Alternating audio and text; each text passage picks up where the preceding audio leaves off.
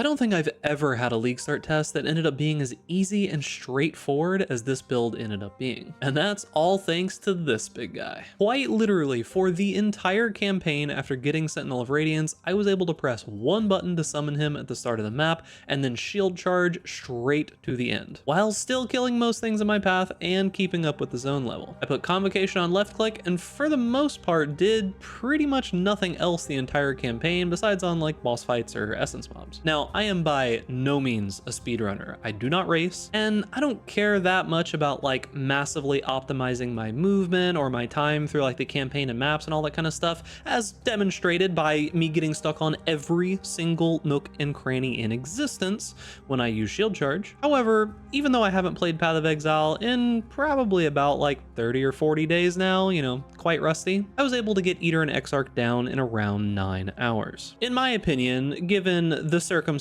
the rust, and how bad I actually am at this game and going fast, I think that's a pretty insane time. I also managed to get there with only about 20 total deaths, and most of these were in like a handful of super high tier red maps that I absolutely had to run because I was getting completely screwed on maps, and they kept just rolling absolutely ridiculous mods, and going fast and being bad tends to produce a couple of deaths. However, I was deathless on Eater, and I got 1 death to a ball on Exarch. So now that you've heard me glaze this build to the absolute maximum, I do want to mention that perfect little unicorn builds in Path of Exile are exceedingly rare, and this build is no exception. The main struggle with this build, I would say, is that the ease and simplicity of the build quickly gets thrown out the window once you are in high tier content, requiring lots of buff and debuff management, as well as keeping your temporary minions up, you know, typical minion problems. Now, some of this can be overcome with gear, things like a trigger wand, but even in the very final stages of the build, there is still a decent amount of micromanagement, especially on bosses. Now, if this sounds fun to you, then great. This build scales insanely well with gear and should be capable of pretty much all content. If you're interested in the very end game version, there is a great video by FaZe linked in the description that I based my version off of. Make sure to watch that video after this one and give him the props he deserves. However, if you're like most people, all of that micromanagement probably sounds a little bit tedious. But don't worry too much, because there are a huge amount of high-end Templar builds that you can transition into once you get a good enough pool of currency early on in the league. This build is strong enough as a league starter that respecking out of it into another build is almost assuredly worth it in the end. That is, of course, as long as Chris doesn't slam down the nerf hammer in patch notes.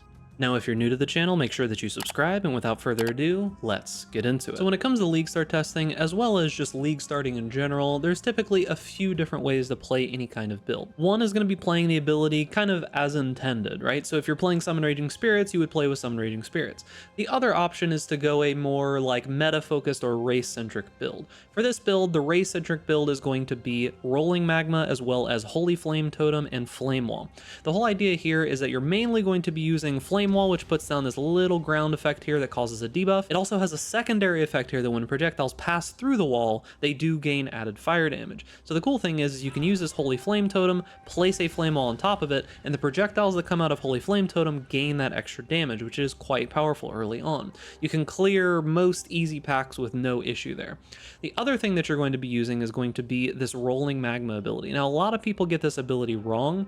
The main strength of this ability is being able to hit twice on the same target most of the time if you aim it properly. So when you use this ability, you'll notice that there's these circles that hit, the kind of like impact circle, and 2 of these circles overlap very slightly. So if, say, our target was the waypoint here, what you would want to do is you would want to aim slightly before wherever your enemy is if you aim it right here, and it should overlap on the target as long as you aim it properly. We'll talk about leveling with Summon Raging Spirits in a moment, but I don't super recommend it as it is pretty weak early in the game. However, let's talk about movement first. When it comes to movement, any version of the build that you're going to play is going to use some kind of blink ability. Most of the time throughout the campaign, this is going to be Frost Blink. The main benefit to Frost Blink is that it is an actual instant ability. You can use it while casting and continue casting the entire time. That's the strength of Frost Blink. Beyond that, you do have Flame Dash as another option. Flame Dash is almost instant on the first cast as long as you don't spam it, and it does allow you to have multiple casts of a movement ability that lets you get over gaps or get away from enemies very quickly. This is much more useful later on, or if you're trying to like move around difficult zones that have like lots of ledges and things like that. Now beyond that, we are going to use one of two just generic attack movement abilities. The first one is going to be shield charge. You will need to have a shield equipped for this, and it is just going to allow you to move through zones rather quickly. This has no ability to jump over ledges in any way. It has no ability to get over gaps, so you are going to need to make sure that you are using Flame Dash or Frostblink in conjunction with it. One thing to note about shield charge is that it does scale with both your movement speed as well as your attack speed, so you can scale both of those things. Quicksilver flasks work extremely well whenever you're using shield charge, as well as any sources of attack speed that you can get. The other option is going to be Leap Slam. Leap Slam allows you to move over gaps. It isn't quite as fast as shield charge is, and it is only going to scale with attack speed. With this, you're probably only really going to be using this in the very early game when you're still leveling as rolling Magma. This is more of like a racing strat. I personally think that shield charge and having a shield is probably better for most people. However, with the double axe option, when you do get to this part of the game where you meet Diala for the first time, if you ever notice that there's this weird zone up here called the internal laboratory, there is something actually relatively important in here. Up here towards the top, there is going to be a little altar that gives you one of the early game crafts, and that's going to be tier 1 fire damage. This is going to be fire damage added to spells. You can craft this on both of your weapons, whatever they might be, and that's going to give you a ton of damage early on. Now, talking about leveling with Summon Raging Spirits, you can do this if you would like. If you're someone who just really likes leveling with the ability that you're going to be playing at the end game, you can absolutely do that. It is quite weak in acts like 1, 2, and portions of 3.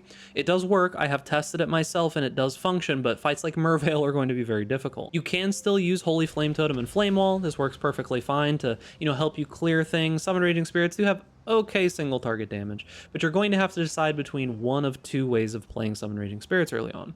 Normally, you can just play standard Summon Raging Spirits. You summon them and they're going to go out and attack your enemies that are nearby.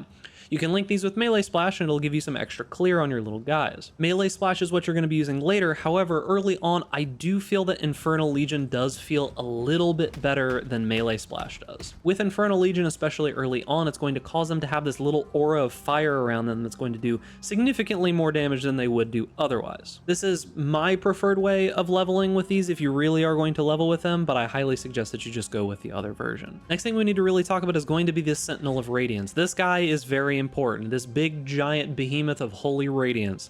This guy, he's going to have a very large zone. It's basically like half of the screen realistically, where he's got this essentially righteous fire effect. He also has a very, very powerful melee swing attack. This guy, you should be summoning him at the start of the zone and just allowing him to do his thing. He moves very slowly, so you are going to want to use things like Convocation. If you do get far enough away from him, however, he does automatically teleport to you, so that is good, but you can see he was standing here and this enemy died here. This is with some AoE scaling that you have very easy access to on the tree, so don't worry too much about that. However, he is extremely powerful. He has a relatively short duration. It is only 32 seconds with investment and minion duration on the tree. But beyond that, the other change, and when you should be swapping over to Summon Raging Spirits, regardless of which version of the build you're starting with, is when you hit 38, because you're going to get Unleash. This is going to make it so that you can summon up to 3 or 4 Summon Raging Spirits with every single cast. It makes it significantly stronger. You're able to get up to 20 Summon Raging Spirits at any given time. It's going to massively increase your damage on single target, but Sentinel of Radiance will probably carry you through most of the game otherwise. When it comes to the Ascendancy, you are going to want to do Radiant Crusade as soon as it is available, in my opinion. You can get this before you fight Piety if you would like. You can take a detour, go get the waypoint before the library, grab the final one that you need, complete this, and have this guy carry you through the entire campaign. Next is going to be Unwavering Crusade. You absolutely want this as soon as possible. It gives you the equivalent of level 27 Hatred, Wrath, and Anger, which is extremely powerful for your Summon Raging Spirits. This is insane. Get it as quickly as you can. Third one is going to be Bastion of Hope. This just gives you a bunch of block chance, a bunch of spell block for you and your minions. The last node, you can kind of take what you want. You can take Radiant Faith or Time of Need. The only time I would honestly say you want to take Radiant Faith is if you're attempting to use haste with Eldritch Battery and you don't have enough energy shield for some reason. There is essentially no other reason to take this. It is quite bad. Time of Need, while I was doing early leveling, did save me more than once, so this is quite nice, removing curses, elemental ailments, as well as all of your life over 1 second. A pretty powerful effect.